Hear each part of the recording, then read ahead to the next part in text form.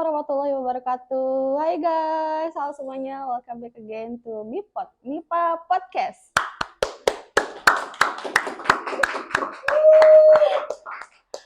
Apa kabar semuanya teman-teman yang di rumah, yang di studio, teman-teman juga ya yang di sini. Semoga teman-teman semua sehat ya. Jangan lupa jaga kesehatan karena lagi musim kemarau, lagi musim panas, kering apa? Tanah kering, sumur kering, ya kan? Jadi harus banyak minum air putih biar gak dehidrasi gitu. Oke. Kalau di podcast sebelumnya ditemenin sama Lintang, mungkin kalian bingung juga ini aku di sini siapa gitu ya. Perkenalkan nama aku Sylvie Yulia. Jadi mulai hari ini aku akan nemenin kalian untuk beberapa menit ke depan. Oke, jadi kali ini MIPA Podcast kembali lagi menemani kalian, menemani waktu luang kalian dengan perbincangan yang pembahasan tentang ruang lingkup FMIPA ini. Di sini juga kita akan mengulik juga isu-isu dan topik-topik mengenai seputar MIPA dan luar MIPA. Yang pastinya kita akan ngobrol sama narasumber yang berkualitas juga yang dapat memberikan ilmu pengetahuan baru buat kita. Oke? Jadi semoga semuanya bisa lebih tahu harapannya ya. Semoga lebih tahu tentang informasi-informasi terbaru. Oke, di podcast kali ini kita akan membahas hal yang cukup serius gitu ya, yang mungkin masih banyak di antara kalian belum terlalu familiar gitu, belum terlalu mengerti apa sih itu lembaga legislatif gitu ya. Pada kesempatan kali ini kita akan membahas tentang mengenal lebih jauh Badan Legislatif Mahasiswa FMIPA 2023. Kita perkenalan dulu sama narasumber yang sudah hadir di sini. Halo Kak. Pijar, perkenalkan dulu silahkan. Jadi halo teman-teman, halo buat KBM Masyarakat MIPA. Perkenalkan nama saya Pijar Desnanujuka dengan dengan latar belakang prodi ilmu komputer. Sekarang ya, alhamdulillah diundang ke sini. Makasih banget buat teman-teman. Terutama ya tepuk tangan dulu dong buat Kak Pijar.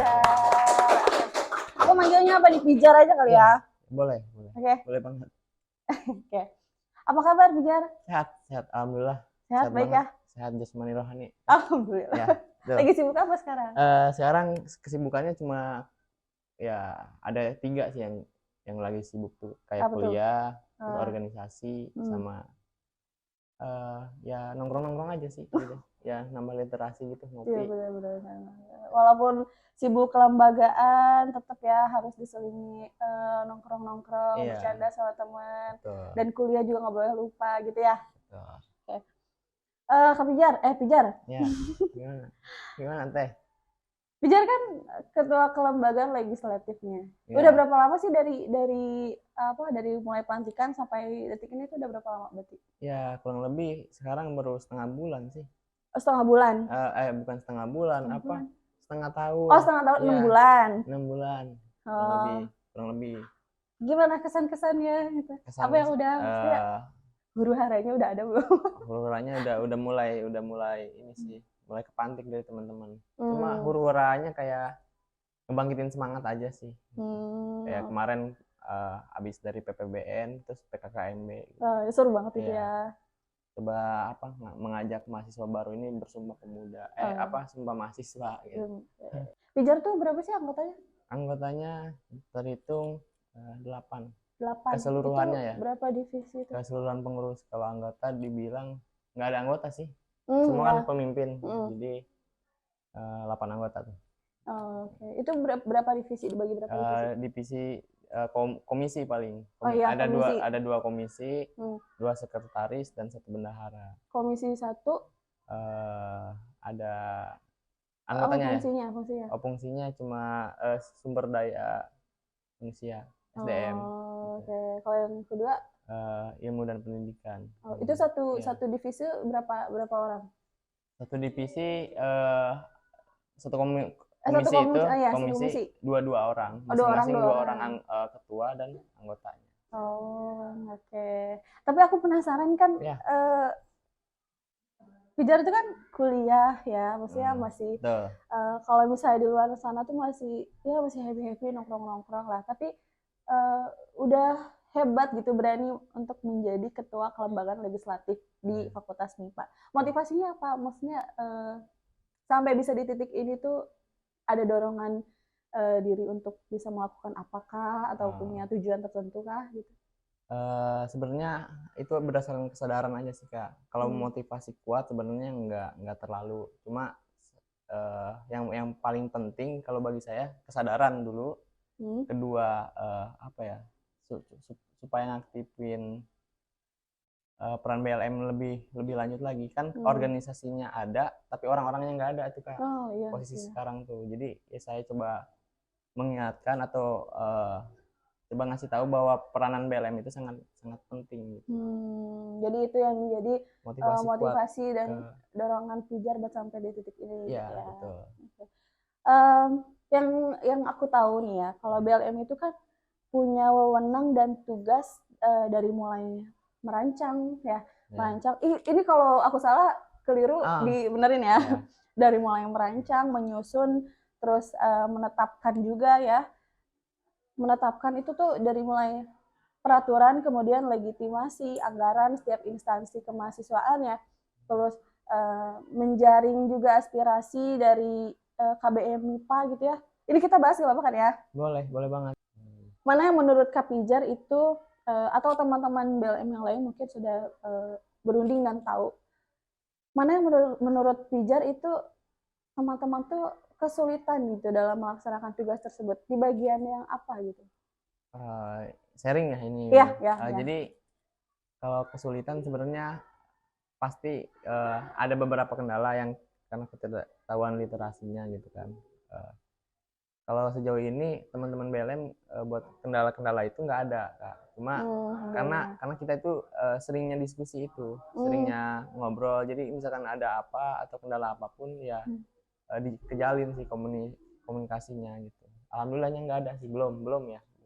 Ya mungkin belum. Ya semoga nggak ada ya sampai akhir kepengurusannya. Betul. Sedikit dari fungsi dan tugas dan peran ini ya. Tadi kan salah satunya ada tugas yaitu mengawasi kinerja BEM ya. Ya. Itu betul ya. Betul. Okay. Kalau kita bicara soal perbedaan antara BEM dan BLM, itu kan jelas beda ya. Cuman kan kalian kan berkesinambungan ya antara BEM dan BLM ini. Nah, pengawasan seperti apa sih yang BLM maksud itu untuk BEM gitu? Dalam tugas-tugas tersebut pengawasannya itu seperti apa? Pengawasan yang bagaimana? Yang pertama dulu, BEM BLM tentu beda dalam ranah nama juga ranah tugas dan fungsinya tuh Kak.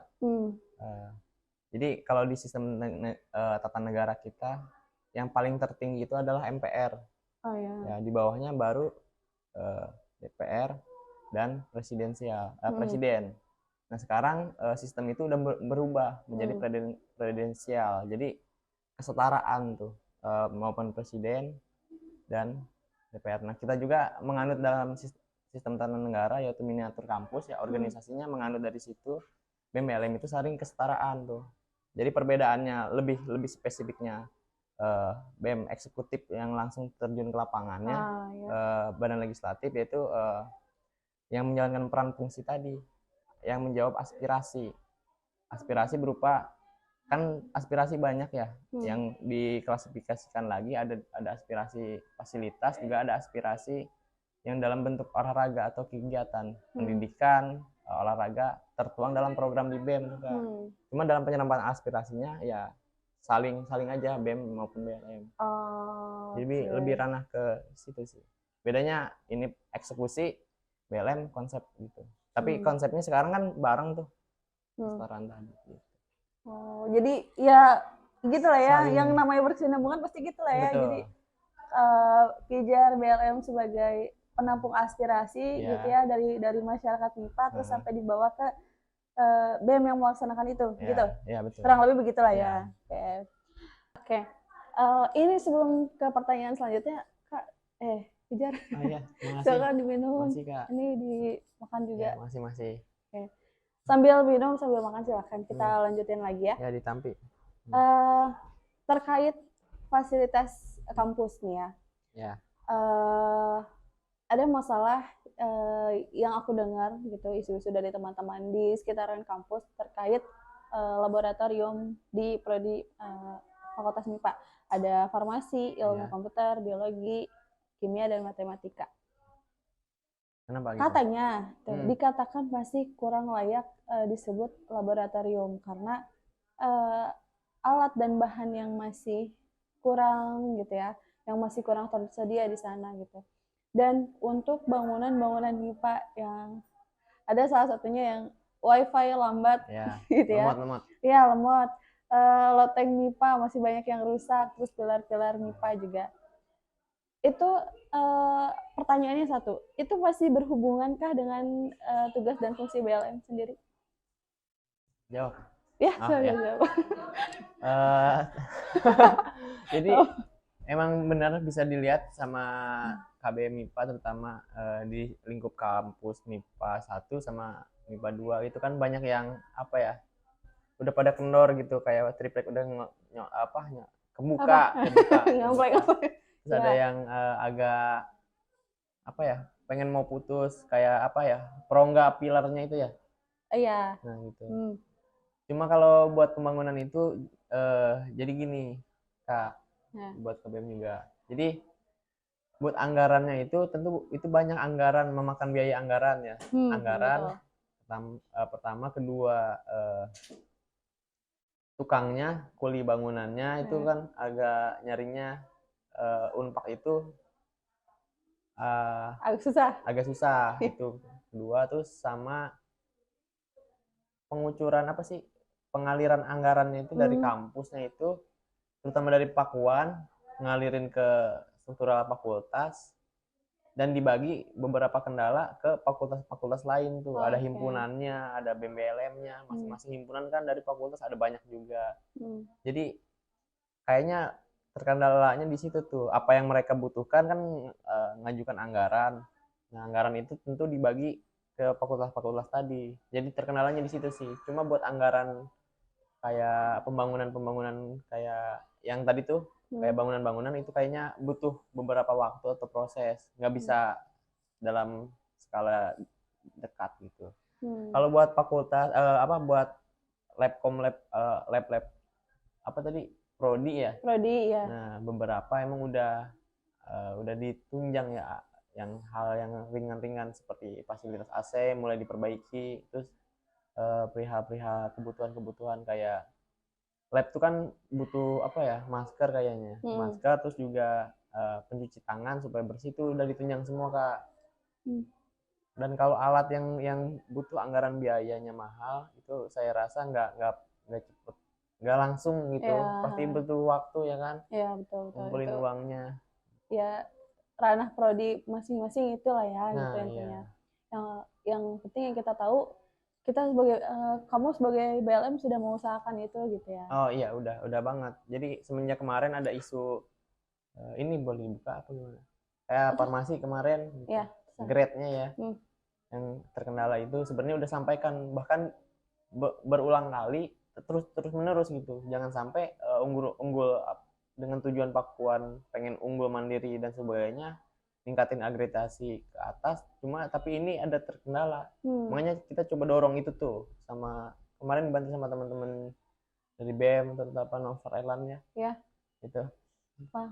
Terus juga KBM juga saling ingatkan dari prodi farmasi, apalagi dari mahasiswanya, terus ngedorong itu. Jadi ngejalan semua. Ya itu jadi gitu guys. Jadi kurang lebih sudah gitu diusahakan sama BLM, semuanya sudah adalah jawabannya, cuman emang belum saatnya untuk kebagian, kita belum kebagian untuk dirapikan. Tapi semoga kedepannya bisa lancar terus ya, terus wifi lancar, yang rusak-rusak bisa dibenerin, itu gampang, aman. Jangan khawatir kalian sebagai KBM, yang penting kita udah mengusahakan dan fakultas pun pasti mengusahakan gitu. Oke. Selanjutnya ya, terkait aspirasi. Ini kan masuk ya ke dalam tugas dan peran BLM, ya kan? Nah, sejauh ini gimana nih terkait aspirasi KBM MIPA ke kalian? Kira-kira seberapa berperankah legislatif dalam menampung serta menyalurkan aspirasi mahasiswa itu? Oh, buat kalau aspirasi kita kemarin udah mulai progresnya dari kelas ke kelas tuh. Jadi Ya. ke kelas-kelas buat aspirasi itu. Juga ngebantu teman-teman yang keluh kesahnya tadi. Sejauh ini banyak aspirasi dari mahasiswa per kelas-kelas tuh dari angkatan 20, angkatan 20, angkatan 21, 22. Nah, kalau 23 ini kan baru ya, Kak. Jadi bisa di tahun depan mungkin bisa diserap aspirasinya oleh BLM tahun depan. Cuma lebih difokusin kayak angkatan yang belum lulus tuh banyak banget kendalanya, kayak dia mau aktif kuliah lagi. Ya, kita langsung ngobrol-ngobrol juga, langsung ke kelas-kelas juga gitu. Nah, aspirasinya itu misal kayak aspirasi-aspirasi yang urgensinya yang banyak tuh. Kan pasti Yang paling banyak tuh apa? Biasanya. Parkiran, Oke. jam malam, sama fasilitas di kelas kayak Jam malam, yang dibatasi jam nah, malam nyampe kita jam yang 8 kita. Sama alat-alat kayak AC, terus kurang lebih itu sih. Oh, Nah, fasilitas saya. iya. Nah, aspirasinya itu sebenarnya kita dari BLM itu mau menyerap aspirasi apa aja bebas. Mau kita sampaikan, mau itu bentukannya kayak kelas ini formasi videonya kagak ada, ya sampaikan aja, nanti bakal disampaikan kok. Malah dari BLM kita tuh seneng gitu ngebantu kayak gitu tuh. Ya, apa ya, kita juga tahu lah pernah merasa di posisi kayak gitu. Iya, benar. Yang penting empati aja deh. Kalau cara-caranya biasanya kan tadi kan ada kelas ke kelas gitu ya. Ya. Caranya gimana, maksudnya apa buka link Google Form atau gimana? Saya rasa kalau Google Form itu kan kemarin itu pernah ada COVID pernah, ya, Kak? COVID. Jadi udah nggak relevan lagi. Males orang ngisi-ngisi, boro-boro mau ini. Mau ngisi Google Form kan. Jadi pengennya langsung aja biar dia nulis apapun itu. Kemarin juga ada beberapa dari program studi farmasi ya. Angkatan 21 22 kurang itu. Dia ngisi aspirasinya itu kayak bentuk-bentuk VN. Untuk VN? Iya, jadi digambar VN nih. Oh.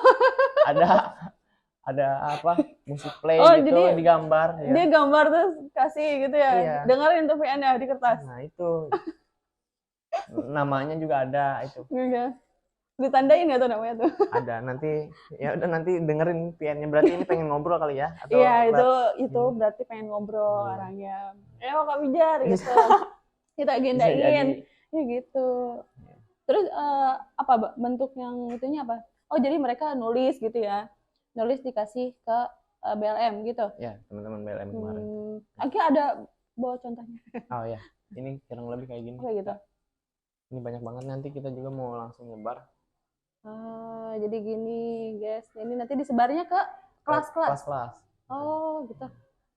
Gini, guys. Tuh, ada kelas, program studi, sama aspirasi yang akan disampaikan. Namanya nggak ada ya? Namanya ada. Namanya nanti di atas. Oh, iya. Betul. Ini jadi nanti kalau ini sampai ke kalian, isilah di situ ya, aspirasi kaliannya gitu. Oke. Tapi aspirasi yang sekarang lagi diusahakan apa? Yang lagi diusahakan banget nih sama BLM? 3 yang lagi diusahain banget tuh. Yang sekarang pertama, ini. Paling enggak di pengurusan BLM ini ada ninggalin sesuatu tuh. Entah apapun itu perihal aspirasi ya. Jadi kita kejar 3 jam malam, akreditasi, kedua perihal parkiran. Progresnya masing-masing? Progresnya kalau parkiran saya rasa itu perlu nggak bisa tahun sekarang, susah karena juga. koordinasinya juga susah ya, harus sama PKM juga gitu. Nah, sama itu PKM struktural juga mungkin ya. Masih nyambung nggak sih? Nyambung kan masih ya? Iya, benar. Kalau yang jam malam gitu? Kalau jam malam ini kayaknya perlu kesepakatan bersama setiap fakultas. Kalau kita jelas di sini itu terhambat lah, terganggu adanya jam malam itu. Karena kan gitu. Kadang masih ada aktivitas mahasiswa yang masih malam-malam ya, atau kan kita ada kelas karyawan juga ya, takutnya kan dikiranya lagi kelas gitu ya, tapi jam malam dibatasi gitu. Terus ini sama tadi yang 3-nya itu perihal jam akreditasi fakultas. prodi ya. Kayaknya ada kemungkinan cerah lah gitu. Oh, alhamdulillah. Ya, gitu. Prodi apa? Prodi farmasi kayak. Oh, ya, alhamdulillah, semoga naik lah gitu ya akreditasinya. Masih ngomongin birokrasi, masih ngomongin aspirasi, kan jadi bocor nih. Masih ngomongin aspirasi, kita ngomongin birokrasi. Ya. Gimana kita birokrasinya sampai aspirasi dari mahasiswa itu bisa terdengar ke fakultas? Nah, ini yang apa ya? Pertanyaan yang perlu disadari oleh KBM MIPA ya. Pertama, penyerapan aspirasi itu tentu ada di elemen kita tuh yang tertuang di LRT, ada elemen komti yang mewakili kelas dan menyerap aspirasi kelas. Cuma dirasa komti sekarang ya kita ya udah kayak apa? Mungkin ini ditambah perannya kalian, kesadaran penuh perannya. Malah ngambil proyektor. Oke lah, maksudnya itu mah skala bukan komti juga, bahkan siapapun bisa gitu. Terus juga kayak ya udahlah, kayak ngikut aja perintah dosen gitu. Seharusnya komite itu mewakili kelasnya, menyerap aspirasi kelas dan menyampaikan ke dosen, ke kelembagaan, ke tingkat struktural. Itu is oke, sah aja gitu, boleh. Nah, itu berarti salah satu birokrasi pertama gitu ya, itu ya, awalnya itu dari aspirasi itu ya. Ya, dari komti dulu. Jadi gitu guys. Jadi setelah menonton tayangan ini nih harus apa ya? Jadi kita tahu lah gitu.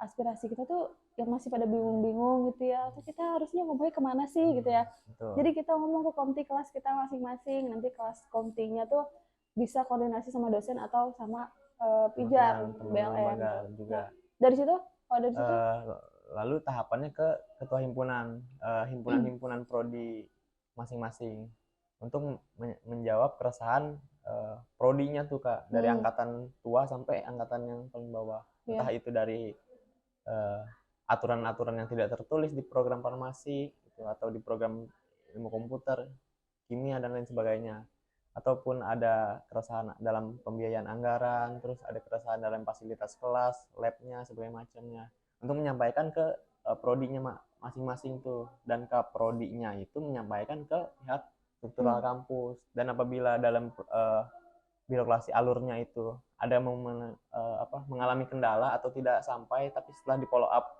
udah masih aja tetap nggak jalan-jalan, baru di situ ada dorongan dari teman-teman lembaga BEM maupun BLM untuk menindaklanjuti itu gitu. Makanya kita pegang janji kapan ini harus jadi, atau kapan harus ada konkretnya dulu kan, kapan nih ini terrealisasikan gitu. Dalam skala kecil ya, kayak AC ini kapan dibenerinnya. Oh sekian hari sekian, kan itu jelas. Iya. Setelah itu memenuhi masa tenggang tuh, tapi belum dipenuhi juga, baru dari teman-teman BLM mendorong itu gitu. Oh, oke. Itu lebih baru tepatnya sampai ke akhir. Itu udah akhir belum? Iya, jadi dari kehimpunan deadlock tadi nggak ada keputusan dan konkretnya gimana, baru teman-teman ke lembaga BEM BLM untuk mendorong itu ditindaklanjuti. Itu paling ke struktural apa masih ke prodi? Struktural. Oh, oke. Lalu nanti dari struktural ke prodi untuk merealisasikan gitu lah ya. Betul. Oke, betul. Udah jelas sih. Oke, terakhir Kak Pijar, Pijar. Iya, betul. Pertanyaan terakhir Pijar ya. Oke, terakhir ya. Siapa tahu nih ya kan ada KBM MIPA yang tadi kan udah ya cara beraspirasi, kita kan ada yang namanya ini nih kertas gitu yang tadi udah dikasih. Ya itu guys, nanti caranya gitu lah ya. Nanti ada informasinya juga di BEM MIPA gitu. Oke, seru ya bahasannya ya dari tadi ya. Menarik kan ya. Jadi ternyata nggak mudah guys berperan jadi siapapun di lembaga ini yang ada tuh. Gimana caranya kita bisa saling percaya, kalian percaya sama kelembagaan gitu, lembaga pun akan percaya juga sama kalian gitu ya. Jadi supaya bisa membuktikan gitu kalau mahasiswa itu punya hak suara yang penuh gitu ya. Terakhir, Kak Pijar nih. Apa? Terakhiran, kasih dong closing statement dikit aja buat KBM MIPA. Buat KBM MIPA terutama ya, Jangan terlalu sibuk buat akademik sih, diselingin aja, maksudnya kehidupan kalian tentu nantinya ada urusan dalam lingkup sosialnya. Jadi kita dari kehidupan sebelumnya juga bersosial, perlu adanya sejarah yang diturunkan lingkup sosial. Jadi akademik dan sosial itu balance gitu ya. Paling nggak balance lah. Iya, betul. Jangan ada yang berat sebelah gitu ya. Betul.